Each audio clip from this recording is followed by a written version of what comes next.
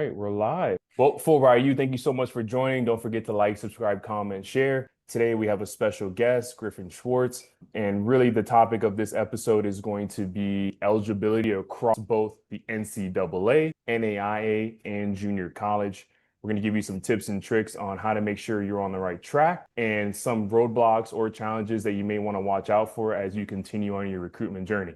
Griffin, thank you so much for joining. Give us a little intro on what you got going on with Thrive Through Eligibility, and we'll jump in from there. First of all, I'd like to thank Calvin. Both of us went to Pinecrest together and successfully graduated. And it's kind of a full circle moment as I come back to Florida myself after coaching for 5 or 6 years and currently reside in West Palm Beach. And Thrive Through Eligibility is a company I just started where I'm similar to what you're doing a little bit, but my focus really is on the education for the parents, and there isn't necessarily all these options and packages because there isn't one size fits all. One person could need help on trust while another person could have no idea what the recruiting process is like. So what I'm going to do is if I don't know it, I have a little bit of expertise with my coaching experience. But if I don't have the answers, I'll find them out for you, and together we'll help you with whatever your next step is going to be as a student athlete, whether it is a scholarship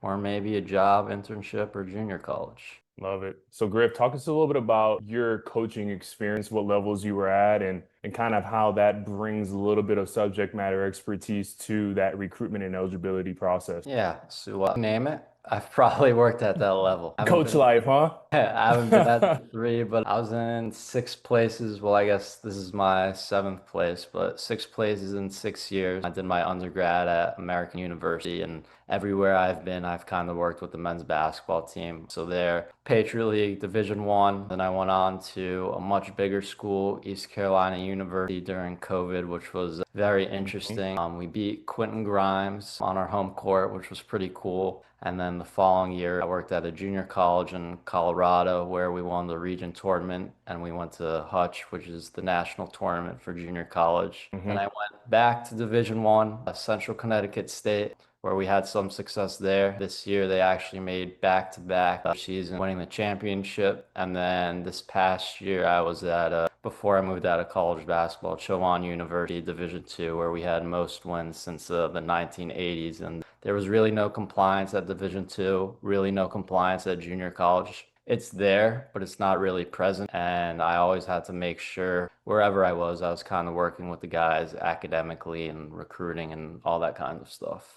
Amazing, amazing. So you really have that back office perspective in regards to recruiting eligibility. You've seen some of the potholes in regards to what your players may face from an eligibility standpoint or the requirements needed to not only get into college, but to stay there and stay eligible throughout that journey, especially now within the environment of collegiate athletics. The transfer portal has really opened up a lot of different options for players. And now more than ever, being on top of your eligibility is super critical, both as a transfer and as a high school recruit coming out. You want to make sure that you have crossed off all points on that checklist. So that way there's just no last minute errors that could occur throughout that recruiting journey. And that's something that as a family, as a football, a basketball, whatever sport you may be in, that's on the family, right? We've got to provide those resources to those families to be educated, make sure that they're hitting all those requirements on that checklist. Because at the end of the day, it's your scholarship, it's your athlete, it's your family. Nobody is going to look out for that process as you will, as that parent, as that athlete. And then myself, Griffin, we're here to just be that third party, non-biased opinion to really support you through those different challenges that you may face based off of our own personal experience. So Griff, I think that's incredible. And today, what we just wanted to kind of cover for our audience is how do you know if you're eligible, right? How do you know if you are truly eligible to pass the NCAA, NAIA, or JUCO requirements? So what we're going to do now is just talk a little bit about what you need to make sure you are hitting from a criteria standpoint for each of those governing bodies. And that way, hopefully, you can connect with the right people at your high school or your college to help make sure that you're on track and no issues will arise. So Yeah, first, let's go ahead. yeah, but before you begin, people want to help you. Use your Mm, resources. Go see your teacher. Go see your advisor who's helping you in college. Go see your coach. They might not know the information, but use your resources. People want to help you. Absolutely. And you can't be a secret agent, right, Griff? Like, how is your guidance counselor supposed to help you if they have no idea that your goal is to play college sports? So how are they supposed to QC or quality control check the fact that you're on track if they don't even know your intention of playing college sports? So I think that's an incredibly powerful point. Make sure the people who are there to help you and support you are aware of what your goal and intentions are. So that way they can rely on some of the documentation or the regulatory guidelines that are in place to help make sure you're on track. And some of those are as simple as a PDF. There's also websites. So the first thing that we're going to show right now is just the PDF in regards to the NCAA. And we'll just go through this quickly here to understand what are those initial eligibility standards and how to make sure that you're in line and who are the people at your high school who can help make sure that you are on track to graduate and be eligible with the NCAA or any other regulatory bodies like the NAIA or JUCO. So we'll just start here. Let's go and dive in a little bit, Griff. First thing, if you want to compete in NCAA sports, I think that right there, let's take a spot. Let's just take a second there, Griff. Yeah. If you want to compete in NCAA sports. So Griff, talk a little bit about how important is it, the want Yeah. to do this. I deal with even now, not as a not as a college basketball coach, but even on the academic side as well. We're talking about athletics right now, but sometimes I feel like I care more about my students, about their academics. But I mean, there was a kid last year. He was just a redshirt. When I was coaching basketball, he was taking 300 shots a day just to sit on the bench, clapping, Mm. cheering, and he got injured this year. Like you don't know what's gonna happen. I mean, the work is like the bare minimum. Everything else, and I mean, yeah, your parents got to be there to help you along and stuff like that. But at the end of the day, like if you're not there presenting yourself, then what are we really doing? Absolutely. And you can be on the team, you can have that opportunity, but if you don't want to be there, we call that energy vampires, right, Griff? Like it's very noticeable when either the athlete doesn't want it as bad as maybe the parents want it, or vice versa. So everybody has to be on the same page. Anytime at Full Ride U, we have a coaching call with a family. Both parents and the athlete needs to be on the call, right? Or if you don't have both parents at home, if it's a single family household, that's okay. Let's find the old head coach, right? The guy that's opening up the gym on the weekends, staying after practice, that just loves improving young talent to help get them to that next level or just build some type of discipline. So the nuclear family, or if you don't have that nuclear family, we got to find some of that support and mentorship to help keep the athlete in line during their high school years, because that's a very formative period in time, right? You're going through a Yeah. lot during those ages. You're a teenager, you got high school graduation, you're worried about homecoming and prom. And this is some real stuff here when we have to figure out if I you're mean, eligible for these big time programs. I think something that speaks volumes to you. I know we both had very different journeys, but I played high school football. I did want to play football after. I mean, I got two concussions after my sophomore year, and my parents said I was done, but you only played 1 year of high school football. I know if you didn't use your resources with the coaching staff and everything Pinecrest had to offer, I know you and me wouldn't be sitting here and you wouldn't have your Not at all. doctorate degree. Not at all, my man. And I think that speaks volumes to the institution that Pinecrest is, right? We were extremely blessed to be around those type of individuals, those caliber type teachers, coaches, phenomenal. I mean, first class in every category with Pinecrest. And you're right, Griff. I mean, without that support, without my parents' support, those coaches that invested in me showing up, Timothy Hibbs showing up at 5 a.m. to run us through agility and conditioning drills, that was all pro bono, right? That was all Yeah. because they loved the game and they wanted to help me succeed, right? And it's very important to find those people who want the best for you and are willing to support you, help you, coach you to get you to that goal or that vision, right? And it's similar to what you and I are trying to do. We're just trying to be that advocate, that sounding board of experience to help that next generation obtain that experience that we were able to live, and it changed my life. And I mean, even before we hop in, because obviously this stuff is crucial and for all relationships are so important. I mean, I haven't Mm. seen Calvin in probably 10 years, and I mean the athletic director at Pinecrest now, he was our coach, and I texted him the other day, and I went to the game at Pinecrest. I mean, relationships are so important. Even when you're done being an athlete too. Like Calvin's starting a business, I'm starting my business, and we're promoting each other. So Absolutely. relationship resources are essential. And now we'll hop into what the NCAA Eligibility Center is. Let's do it, buddy. I think they say network is your net worth, right? And in Yeah. football, network is your scholarship. So, or your opportunity. You're in any category that's going on right now.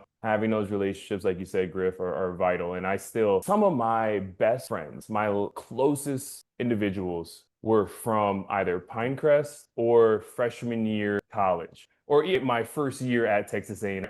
Those formative relationships that you make by taking this journey are going to last a lifetime. And how you conduct yourself throughout that process is how people will remember you. And like you said, you never know. We haven't spoken in 5 years, but we both knew each other of high integrity, and we reached out and we hopped on this call to help educate these student athletes. And that's what it's all about. So I totally agree. All right. So here, let's jump in. So we covered if you want to compete, right? We gotta have the whole family on board, right? We've got to make sure everybody wants it the same, and then we can put a plan together. And then the next step says plan to register before your freshman year of high school. I'm going to raise my hand and say I didn't do this, Griff. I didn't Uh, register before my freshman year for the free account that we'll show in a yeah. second, but I didn't know about this until about my junior, maybe senior year. So I don't know if you felt the same way. Obviously, my junior senior year, I wasn't a student athlete. I was still helping with the football team. But when I was at the Hmm. junior college and people wanted to go Division 1, and I spoke to them about it, I mean, they didn't even know what it was. Yeah. And I'll be the first one to say that I didn't either, but this is why we're doing these type of videos to just put a little bit of awareness out there. So if you are an incoming freshman, we want to get you signed up with the NCAA Eligibility Center with their free profile. And that's option one in the eligibility portal. We'll show that in a second, but it's a free profile and it just gets you into their system, into their database. And then it's also going to send you some automated educational material. So it's very important to get this done, even if NCAA, NAIA, or JUCO isn't even a thought on your trajectory, right? If you have any type of hope, want, vision, possibility of playing at the next level, go ahead and complete the free application. Yeah, It's not going to hurt. yeah, I think the point you're trying to make is not just obviously we're talking about the eligibility center, but even questionnaires at colleges and Mm. stuff. The more your name is out there, the more visibility, whether it's good or bad, at least they're thinking about you. There you go. You got to get in that database. It's very, very important, especially during the recruiting calendar. All right. So let's jump on down to the next one, academic requirements. So Division 1 and Division 2 schools require you meet academic standards to be eligible to practice, compete, and receive athletic scholarships in your first year of full-time enrollment. You must meet the following requirements. So Division 1, earn 16 NCAA approved core course credits in the following areas. So just for the audience, Griff, high school diploma does not mean you are eligible with the NCAA. I'm going to repeat that. A high school diploma does not mean you are eligible with the NCAA. And that's something that a lot of families don't understand. And it's one of the main reasons why we're doing this episode. I'll give you a prime example. We talked about this a little earlier, but I'll go into more detail. There's this, and we'll go into it later. It used to be called a 48H form. I'm not sure exactly what it's called right now, but 99.9% of the time, you go into this database. It'll show you the list of all the classes that are certified by the NCAA, and every single high school has to do this. There are some high schools that aren't accredited, which is a different conversation. But now going back to last year when I was at the Division 2, we were recruiting over the summer, and this kid wasn't eligible to play Division 1, and there was a chance he was eligible to Division 2. They haven't updated their form, Calvin, in five Mm. to six years. 5 to 6 years. This kid was one class short Oh, from they had. But I got in touch with the AD, and the kid ended up getting a junior college scholarship and didn't follow through. But I got in touch with the AD. They updated it, and I think there's a chance the kid was going to be eligible. But because someone who's probably not even associated with the school made the hmm. kid ineligible, and that could be the case with one of you guys. Absolutely. Absolutely. And could you imagine, Griffin, through the hard work, the marketing, the outreach, the workouts, the diet plan, everything that goes into getting that opportunity, And for that opportunity to fall through the cracks because of not meeting the eligibility requirements, not because you didn't have the grades or the test scores, because you just didn't take the required core courses, how devastating. As devastating, and I know the dollar amounts and everything like that, but the good news is there are always opportunities and there are always options, and we'll discuss more about junior college and stuff like that. So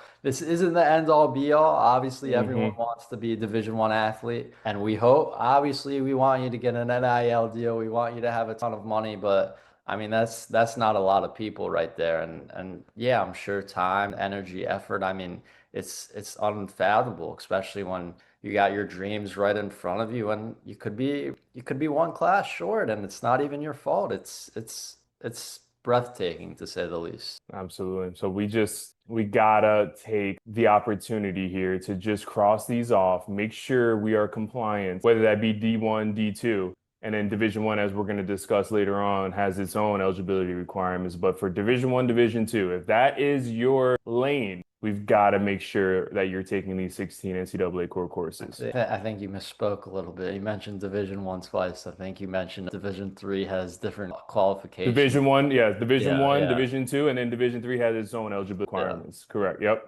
So let's talk a little bit about those 16 NCAA approved core courses. So we've got English, math, science, and extracurricular, social science, and then other listed here. 4 years, 3 years, 2 years, 1 year, 2 years, 4 years. So what does that really mean? So by completing your 16 NCAA core course credits in 8 academic semesters or 4 consecutive academic years from the start of ninth grade. If you graduate from high school early, you still must meet core course requirements. So Griff, what in your experience, what have you seen here in regards to Division 1 from these classes? Have you seen any issues in the past with any clients or players that didn't hit these 16, or should they be preparing in a way that you think is advantageous to making sure that they can either graduate early or on track? Yeah, I mean, most of the time it's not really a problem. I mean, I've seen people who have done dual enrollment and stuff like that. I mean, you Hmm. really gotta worry about, not worry, but have a red flag or be a little concerned about, oh, am I taking too many college courses to count towards my clock? Because obviously you only have a certain number of years to play college athletics. So I mean, not necessarily meeting the bottom line, the minimum standards. I mean, if you have a student who's struggling, yeah, of course you're gonna be, oh, do they have 16 core? Is it the right GPA and stuff like that? Yeah. So I mean, the higher GPA is, the more opportunities you're gonna have. But nothing specifically. I mean, just making sure you're in the right classes, and the only way to do that is meeting with your guidance counselor. There you go. All right. And let's talk a little bit about GPA. So for Division 1, we've got a 2.3 core course GPA requirement. And then ask your high school counselor to upload your final official transcript with proof of graduation to your eligibility center account. We'll dive into that a little bit later, but that's really where the requirements lie, folks, for Division 1. So we've got 16 NCAA approved core course credits. We've got a 2.3 minimum GPA requirement. And then we just got to make sure we upload all of our documentation and transcripts into the Eligibility Center online. And this just gives you the opportunity and makes you qualified. It doesn't mean you're going to get a scholarship. It doesn't mean you're going to have a chance to walk on Yep. and stuff. And I know Calvin, I'm sure, has seen all the different rule changes and stuff. And I mean, it's unfortunate to see, but there's going to be less walk-on spots as well because of the rule changes. But this is the bare minimum, just so you could even sniff potentially the NCAA, in addition to all the hard work and everything else like that. Absolutely. All right, let's jump to Division 2. So similar structure in regards to 16 NCAA core courses, but as we can see, the years of English from Division 1, Division 2 differ from 4 to 3 years. So there's some slightly different nuances that you want to pay attention to, but fairly in line with what we did with Division 1. And then the GPA requirement is reduced to a 2.2 minimum, and still need your high school academic counselor to upload those official transcripts with your proof of graduation to the I, I Eligibility Center. I do want to add, and we could touch base on this later on as well, because I had a student last year at the Division 2 level. It's actually pretty unique. You could be a partial qualifier, and we'll send you guys the exact details and stuff like that. So if you have hypothetically below a 2.2 and you don't have the 16 core classes, I know you need 15 core at the bare minimum. So there is something called a partial qualifier for Division 2. And I mean, you could basically do everything other than travel and play games with the team. So it's almost like a free redshirt year. So that's a unique opportunity just to Division 2. All right, let's do it. And then Division 3, we've got, while Division 3 schools set their own admissions and academic requirements, international student athletes, first-year enrollees, and transfers who are enrolling at a Division 3 school after August 1st, 2023 must be certified as an amateur by the Eligibility Center. And we'll show the audience that in a second, but anything on Division 3, Griffin, that you want to touch on? No, I mean, I think that's pretty straightforward. And when we go to the Eligibility Center, there are different forms that you could fill out. I think the one thing that doesn't apply to Division 1 and Division 2 is when you are going to the Eligibility Center for Division 3, it's most likely gonna be free from the research and stuff that we've done together. Absolutely. All right. So let's go ahead and check out what the eligibility looks like. The Eligibility Center looks like for the NCAA. Here's the quick So URL that you can plug in. before we go into that, there's all these words and everything like that. Go Like, ahead. the NCAA Eligibility Center, it's just a website. Like, don't be scared signing up for it. Like, you just plug your email in. Like, it's Quick. nothing crazy. And if you are nervous, like, yeah, Calvin and I have experience and we're working on this, but like, I'm sure at one point there's had to be someone go to college at your school, and if not, maybe there's somebody around. Like, you use your resources, use your relationships, but not everything is this big and scary. And yeah, if you're struggling with your GPA, you're probably a little scared right now, but the Eligibility Center, you don't have to worry about that. It's just a website to plug in some information to help you. There you go. So as you had mentioned, Griff, you just got to go on. It's like Nike. You just got to do it, right? You got to get on here, go in, plug your information in, and you're signed up. But there's 3 options. Let's just run through the options here for the audience. So option 1, who should create this account? Let's read it here real quick. Free profile page account. A free profile page account is the right account if you are a college-bound student athlete who is in high school and staying connected to receive the most current information from the NCAA Eligibility Center, in middle school or earlier and wanting to learn more about college athletics, still deciding which NCAA division is right for you, planning to compete at an NCAA Division 3 school and have only attended a U.S. high school, registering to play at an NCAA certified non-scholastic basketball event, BBCS, ECAG, and AAU. Griff, maybe you can tap in on that a little bit. And then not sure if you already have an account or an account, you need assistance by logging in, customer contact. But sounds like if you're entering from middle school to high school as a incoming freshman, we've got to get you signed up for this free profile just to get into the database, as you mentioned, Griff. So you're on track if Division 1 or Division 2 or Division 3 is a possibility for you.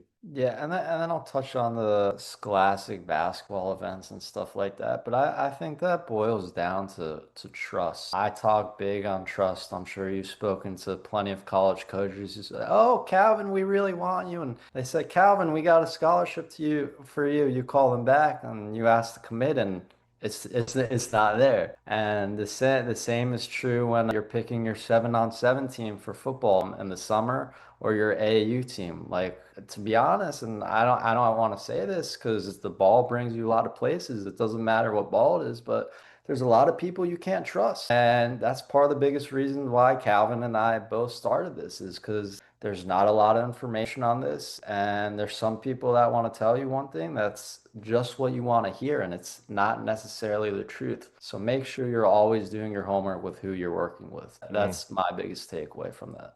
Yeah, absolutely. All right, let's check option 2. Who should create this account? So amateurism only certification account. Amateurism only certification account is the right account for only a small number of students, including international college-bound student athletes, first-year students and transfers, planning to compete at an NCAA Division 3 school. This account may also be right for 2 or 4-year college transfers who plan to enroll for the first time at an NCAA Division 1 or Division 2 school. These students should speak with the compliance staff at the NCAA school they plan to attend to determine which account is right for their situation. And this is not a free account, Griff. It requires a registration fee of $70 for all students. Thank you for checking that. But I will also say, because I worked with student athletes that were lower class, and there are waivers for this, as well as Calvin and I spoke about the ACT and the SAT. There are always waiver fees. It may be paying to find. We'll help you find it. But if $70 is an amount that's going to hurt your wallet or your bank account dramatically, you can apply for the waiver. If it's not, Hmm. you still can apply for the waiver. Not saying you are going to get it, not saying you're not going to get it, but there's Hmm. always opportunities and there's always resources. Absolutely. All right. And let's check option three. This is the bread and butter right here, Griff. Academic and amateurism certification account. Our most common account for future NCAA student athletes. An academic and amateurism certification account is the right account for college-bound student athletes who are planning to compete at a NCAA Division I or Division II school, take an official visit, sign a national letter of intent. They may need to update that with the NLI. And then this account includes a registration fee of $100 for domestic students and $160 for international students. And then I'm sure the waivers apply there as well, Griff. Says I'm sure the NCAA's got a lot on their hands. They just went through a lawsuit and there's a lot going on at the NCAA. But in terms of signing a national letter of intent, this doesn't exist anymore. So if you Nope. want to commit to a school, it really has nothing to do with the athletics. Like they offer you a scholarship and everything like that, but you're probably going to sign some sort of your financial aid. Actually, there was a Financial aid agreement, yes. a college kid who I was helping out who was at my recent junior college, Trinidad State Junior College, and they won 4 times in a row. No big deal. But as I was saying, he was committed to one school, didn't sign a letter of intent, signed his financial aid before the season. He was either first, second, or third team All-American Junior College or on like he was an incredible player and he saw obviously I could get more opportunities and stuff like that. But he signed a financial aid sort of package thing with the school he was at, and he struggled to get out of it. Thankfully, he got out of it, and you got to be careful with what you sign.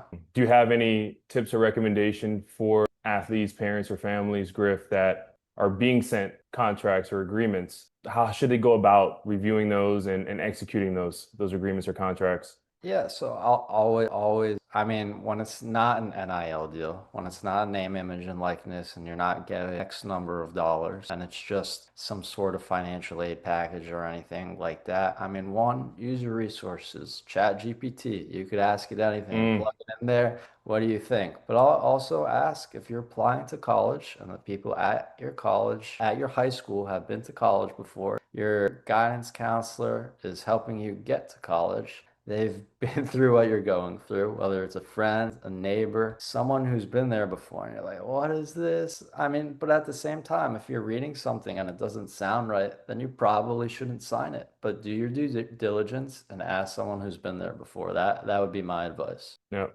absolutely. All right. So it sounds like we went ahead and crossed off NCAA eligibility requirements and the Eligibility Center, folks. We'll drop the links in the description below for both of these, the document, the PDF document that we reviewed, and then how you can get signed up for Eligibility Center. So take a look, go ahead and get signed up if you're on this journey, you're on this track, and you can always reach out to myself or Griffin if you have any questions, and we'll be happy to help. But let's go ahead and jump into NAIA. So first of all, just for the audience, Before this is your area, so I'm gonna let you kind of jump in here in regards to the difference between NCAA and NAIA, because a lot of people don't know the difference, right? So I'm Yeah. gonna hand it over to you. Break us down on some of the key differences and what your experience has been with NAIA. So before we even touch base, and I think we'll probably do another episode on this as well, the other opportunities outside of the NCAA. And before I touch base on that and the NAIA, I want you guys to realize and recognize there are no ACT or SAT qualifications for the NCAA. Will some schools require it? Yes. Should you take it? I'm not going to tell you yes or no. That depends on you. There is a waiver fee. So if you do think it's expensive, obviously tutoring helps and stuff like that. But if you get the waiver fee, I'd tell you, all right, take it once, no brainer. The more you do, the more opportunity you get. So if you take the SAT or SAC, I'm not telling you to take it. But if you think that you should take it, then take it because it's going to give you more opportunities later on. Optionality, right, Griff? And I think also with the new equivalency model that has been introduced in regards to partial scholarships being able to be awarded to players has now really emphasized some of the importance behind being able to take that SAT or ACT, because then we can stack it with that partial scholarship to help get as close to 100% as possible for that athlete and for that family if they have the test scores where they can qualify. Exactly. I mean, we could do a whole nother session on what a scholarship actually looks like. Not everyone's Division 1 like you, Calvin, and get their Nope. belt back. But let's dive into NAIA. So NCAA, NAIA, NJCAA, which you'll see later on. These are all governing bodies. What does that mean? All it means is they oversee a group of college athletics. Nothing more, nothing less. No one's better, no one's worse. Scholarships are a little different and stuff like that. I mean, outside of Division 1, scholarships are probably going to be all very different and all kind of not structured the same, but structured differently. And so the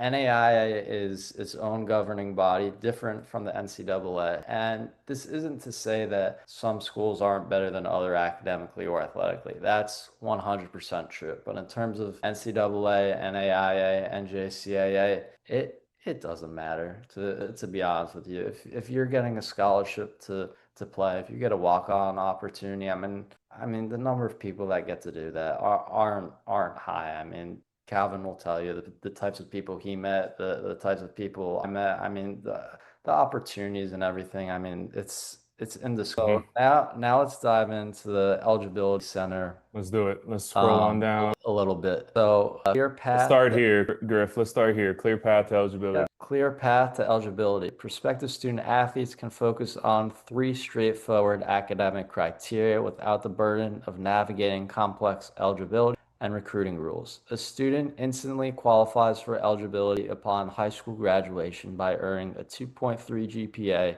or by meeting two of the three following criteria. Before we go into that criteria, I want everyone to kind of visualize and see how important. I think the lowest number we kind of saw today was a 2.2, right?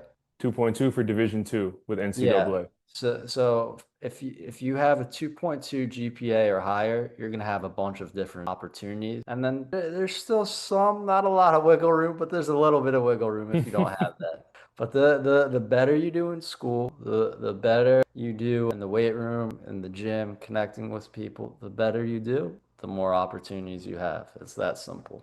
So Absolutely. now if you don't have a 2.3 GPA, there's a saving grace. You get a cumulative GPA of a 2.0 on a 4.0 scale. So that you'd probably have to speak to your guidance counselor about, because I know people take AP classes and some people have like 4.3s and stuff like that. So in my opinion, when looking at this, they probably don't count your honors or an AP class adding 1 point or half a point and stuff like that. Your class rank within top 50% of their graduating class, an AC score of 18 or an SAT score of 97, including the critical reading and the combined math section. Yeah. And then early eligibility determination. High achieving students can achieve a final eligibility assessment prior to graduating if they meet elevated GPA standards and qualifying test scores. Junior year, complete GPA of a 3.3 or higher without test scores. If not, you'll need a 3.0 with a qualifying test score. Senior year, mid-year, you'll need a 2.8 without a test score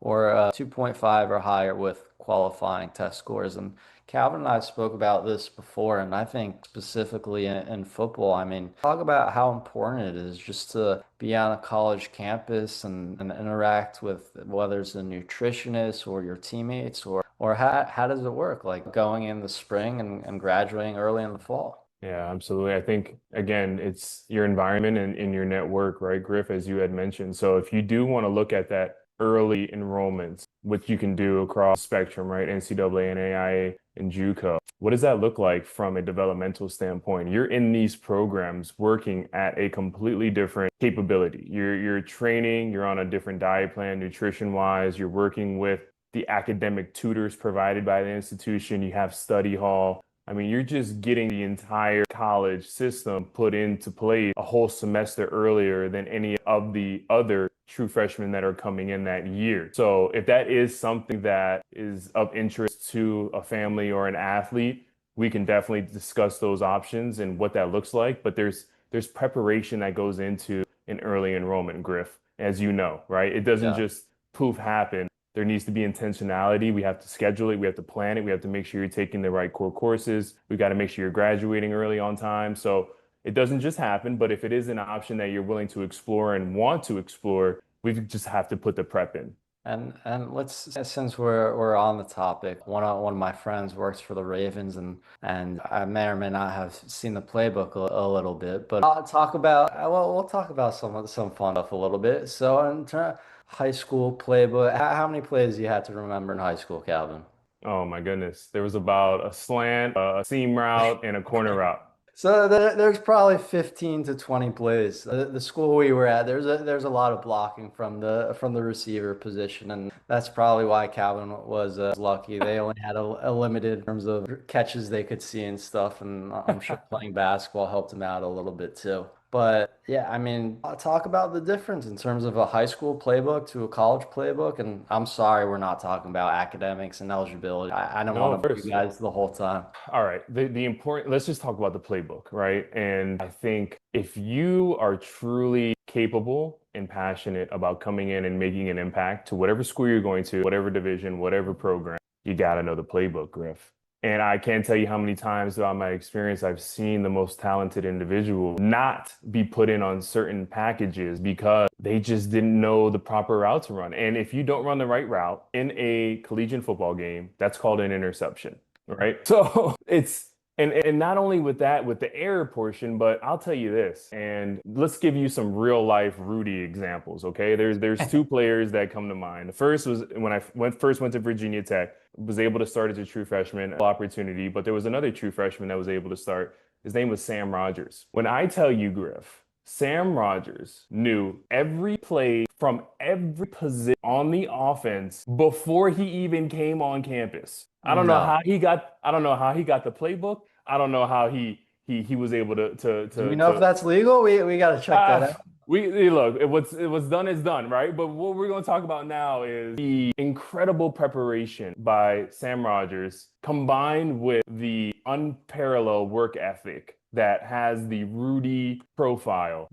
He's one of the greatest walk-ons to ever come to Virginia Tech and probably college football because his impact was tremendous. This guy could be put at any position on the offense and knew what his assignment was. And that That's made him unheard. extremely valuable to the coaching staff because they knew that one, they could depend on Sam to run the right play, run the right route, run the right assignment, make the right block. And he actually made plays. He was a great athlete, like obviously he came in as a walk, but he still had a great potential, great skill set, could catch the ball, had football IQ, and that's what made him great. And he ended up starting and playing his entire career and was Wow. one of the Virginia Tech legends, right? And then the next player that I'll touch on is Tanner Short from Texas A&M. And when you talk about country strong, Griffin, I'm talking this guy's neck is as wide as his shoulders. Blue collar would get up into the trenches. And at the time when we were at Texas A&M, had this guy called Miles Garrett. I don't know if you've heard of him yet, Griffin, but Just a little bit. this isn't, he didn't have a problem making varsity. Let's just say that,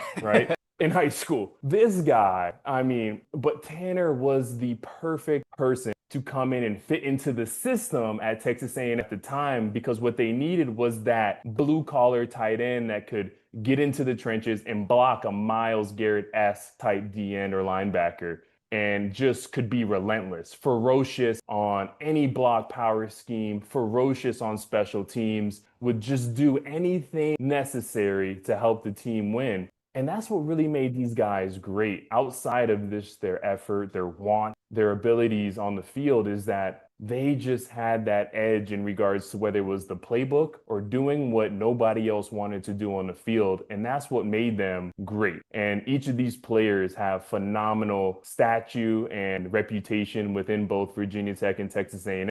It's honestly changed their lives because anytime they go back to campus, everybody knows about them, right? Because they were that Rudy S type profile and just so important to have that edge these days, whether it's eligibility, whether it's special teams, whether it's knowing your playbook. or doing the things that other players don't want to do, what's your edge and who's helping you obtain that edge throughout the process? You know, it's funny. You didn't talk about practice or anything there. And the one thing I kept That's a on. given. That's a given, right? With these type of No, guys that I had no. mentioned. I know basketball, there are certain steps and stuff, but I know football, if you line up wrong, they're not even gonna put you out on the field. So Mm. like I remember last year, I mean, there are guys getting cursed out or thrown out, either thrown out of practice or thrown out of the drill just for starting it the wrong way. Like you're supposed to dribble with your left hand towards the middle of the court. They're going with the right hand. Like they got to see it next to me on the bench. There's simple things like that, attention to detail, and I mean that's what we're talking about on the academic side, and it's just as important. And I'm sure we could exchange stories for days, but I'll reel it back in a little bit and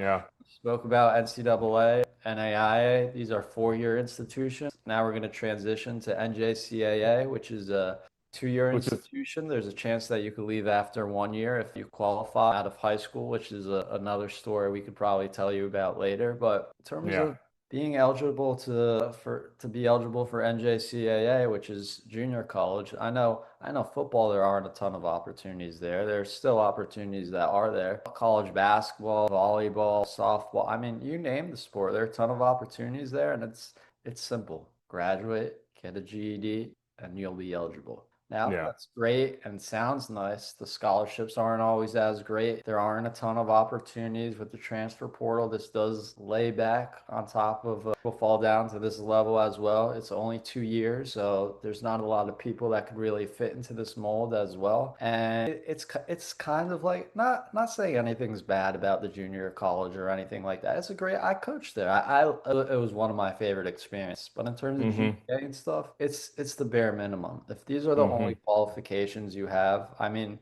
if you get a junior college degree, we're gonna root you on and everything like that. But you gotta achieve more, you gotta want more. And if you got a great GPA and junior college offers you, we'll talk about it. But Mm-hmm.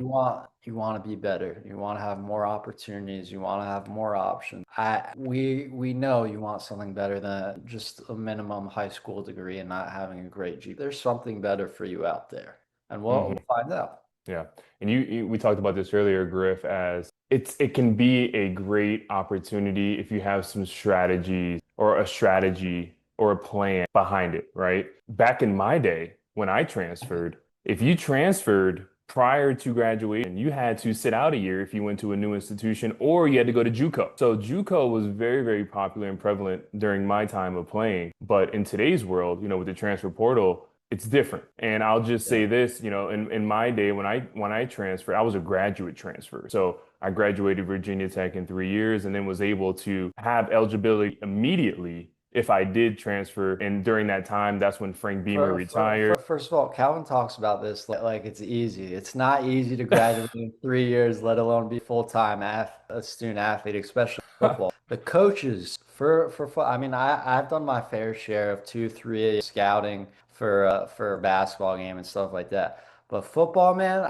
there are air mattresses on the floor. I mean, they lock themselves in there. I don't even know if It's they see true. it sometimes. But thankfully, unlike basketball, which is the longest season in college sports, all does have an off season and stuff like that. But graduating in 3 years, even if you're not an athlete, is extremely difficult. Yeah, no, absolutely. But I had a plan behind it though, right, Griff? And that was just something that we try to promote to our full ride U community that if you can, again, it goes back to that word that you mentioned earlier, optionality, right? Just Yeah. giving you those options. And at the end of the day, what we're trying to do is trying to obtain that degree, right? To be able to transition out of college athletics and still be able to obtain the life and lifestyle that we want. And having that degree coming out, if you have the opportunity to have that fully funded through a scholarship to be able to graduate debt free, those are tremendous opportunities that you're setting yourself and your family up for down the line. And that's where I get the most fulfillment, right? Is just being able to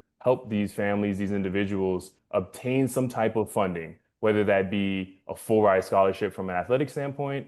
We stack it between academic and a partial ride athletic scholarship. Say we set up a 529 plan from a family who has been saving and investing early on, where their child just wants the experience and they have the ability to pay cash for it and not go into student loan debt. Right now the average college graduate is leaving with 30,000 in student loan debt, average monthly payments of $500. Griffin, put $500 in the S&P 500 from today, June 17, 2025, until 40 years down the line and see what that compounds into. And it's remarkable, right? So the transformation that we were able to provide to these families from an academic and eligibility standpoint, scholarship standpoint, and then just the experience. Oh my goodness, Griffin, the experience that the family gets Yeah. from participating for those 4 years. Let's just take a D3 school, right? Let's take Johns Hopkins, a Tufts.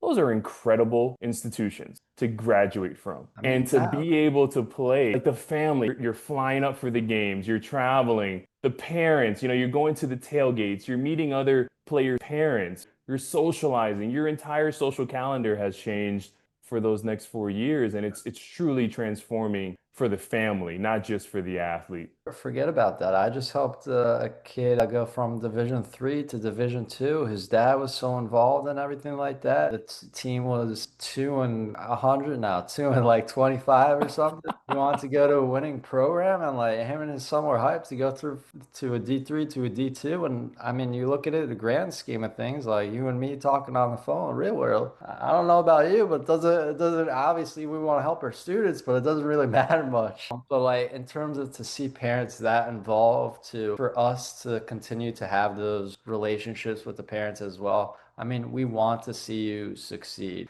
And I know Calvin spoke about the costs and stuff as well. And there are other, if you want to go to a 4-year school, you don't have to go there right away. There are other opportunities and other options. And I think we're probably going to do this a couple more times. So you guys are welcome for us educating you.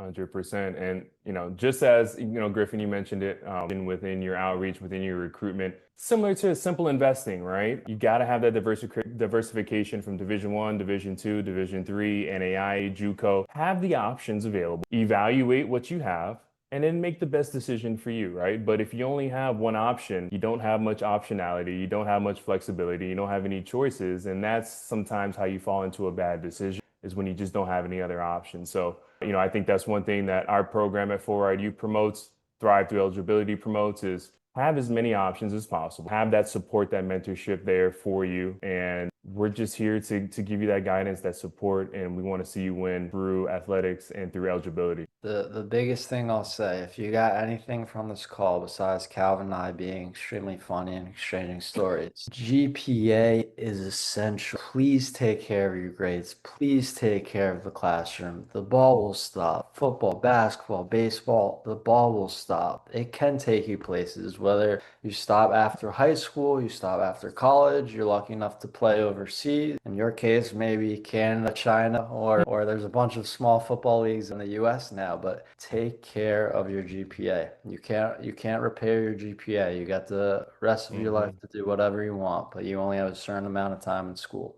Absolutely. And if you do get that opportunity, well, we'll save this for another episode, but choosing that degree path so it has application and practicality within the marketplace that you can move forward in the right direction instead of graduating in left-handed puppetry. Go long distance. What if I want to be a history major now? Let's compare it to the outcome of, let's say, a business, a marketing, pre-med, anything in that sense. We'll see how it plays out in regards to different degrees, right? Especially if you're paying for it, right? We would definitely want to make sure that it has application practicality within the marketplace and gives you the best chance to have, your value as high as And possible when you're applying for these jobs. I think the last thing, and Calvin will probably stress this with me as well, is yes, we want you to achieve your dreams. Yes, we want you to achieve your goals and everything like that. But we're also going to be realistic and honest with you too. We're going to give you upfront and everything. We're not going to tell you you're going to FIU if you're a senior in high school and you got no offers. Like,